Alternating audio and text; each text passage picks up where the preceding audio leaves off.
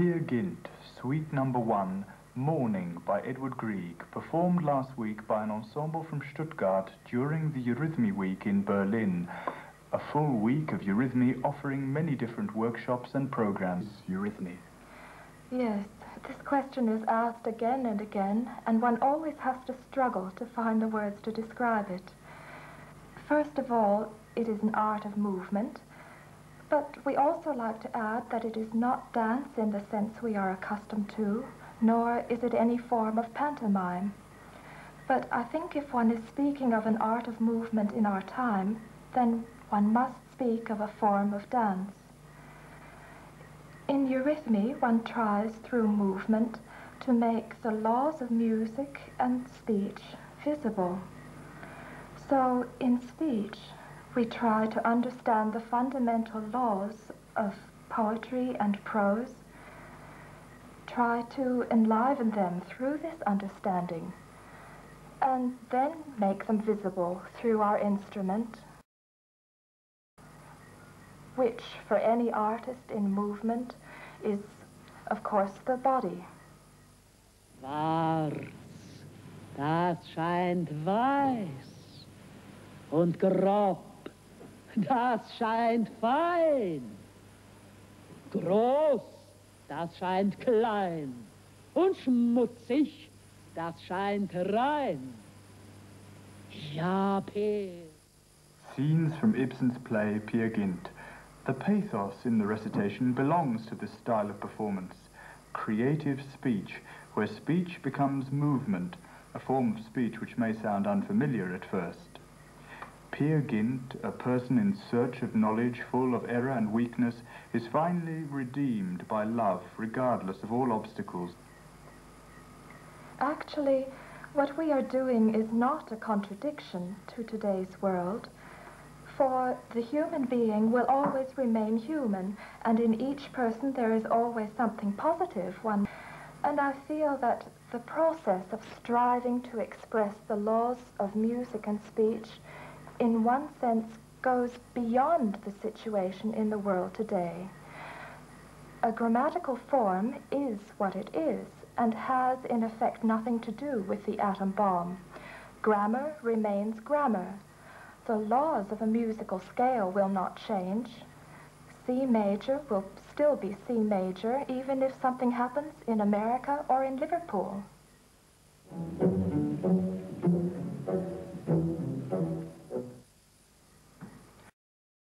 Eurythmy, like grammar and music, attaches great importance to clearly defined laws, not to subjective feelings as in expressionistic dance, nor to the acrobatic discipline of the physical body as in ballet. Eurythmy was developed as an art form by Rudolf Steiner, the founder of anthroposophy, a philosophy that has recently come into the public eye as an alternative way of life, particularly through the Waldorf schools. In 1910, during the time of the Expressionists, Steiner began forming his thoughts on eurythmy, which have since found an international but often mainly an anthroposophically interested audience. Eurythmy developed quite apart from the official cultural life as a harmonizing form of movement. Interest in this form of movement has grown. There are now 8 eurythmy schools in West Germany, which also must respond to the high demand for eurythmy teachers in Waldorf schools throughout the country. Eurythmy is a required subject for all Rudolf Steiner school students. Berlin-Kreuzberg, a private general college for anthroposophy in the middle of a residential area full of social tensions, just 100 meters from the wall. Public courses in eurythmy are offered here, and during this week of eurythmy, the forum will have space available for children's performances and for workshops.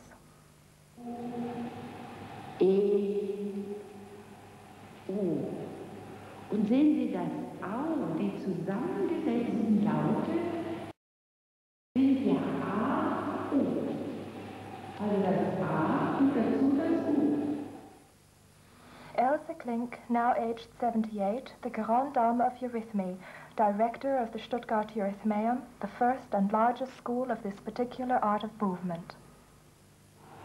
Und dazu ein U. In Kreuzberg, she gives the basic foundations of eurythmy, and for many it is their first experience of such a course.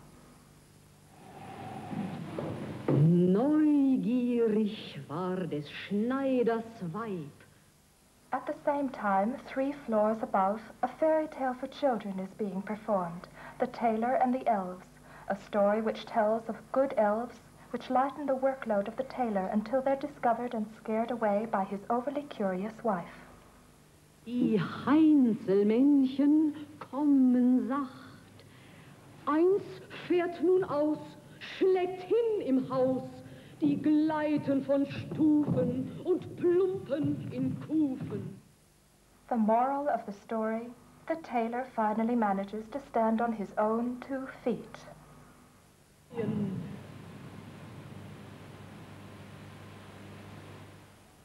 Eurythmists at the Forum Drei in Stuttgart, a young ensemble performing an adaptation of A Soldier's Tale by Stravinsky. Dorf ist nicht mehr fern, der Kirchturm winkt, hell leuchtet schon der Abendstern. Zur Grenze noch ein kleines Stück, doch sie blieb zurück. Er ruft, er winkt. We are not striving to perpetuate the classical form of eurythmy. At the same time, we do not see ourselves as revolutionaries.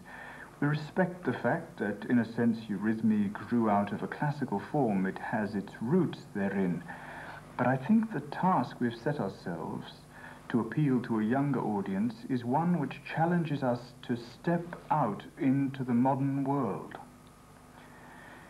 In this way, new compositions will be enlivened both in content and in presentation, and we will be able to simply develop our art further.